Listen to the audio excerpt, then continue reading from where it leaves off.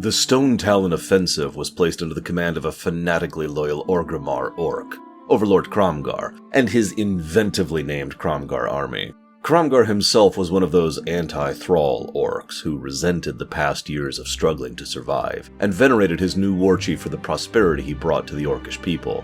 Probably a bit too much. With the Alliance primarily occupied with the retaking of Ashenvale, and eventually Felwood, the Hellscream forces faced mixed resistance in Stonetalon.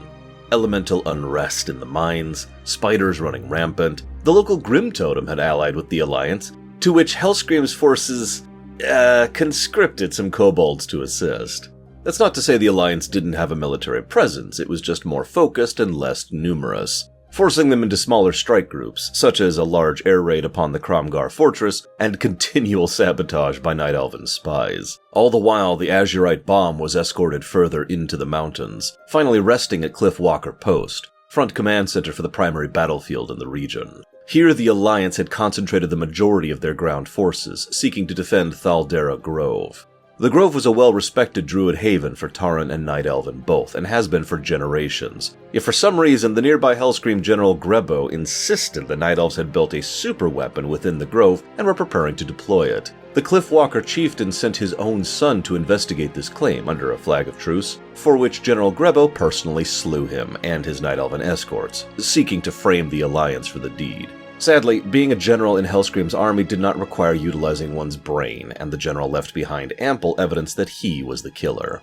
When confronted by the chieftain and his wife, Grebo didn't even try to deny it, spitting venom at the grieving parents, and then promptly attempting to murder them. This left the Tauren in the uncomfortable position of having to defend themselves by killing a general of the Cromgar army, which led to the expected result of Overlord Cromgar and his personal guard getting involved.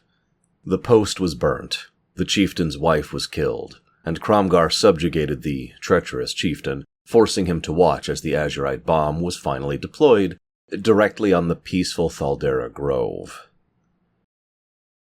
To be clear about this, druids certainly can and did assist the war effort, on both sides, but Thaldera was primarily a place filled with younger, hopeful aspirants and neutral civilians.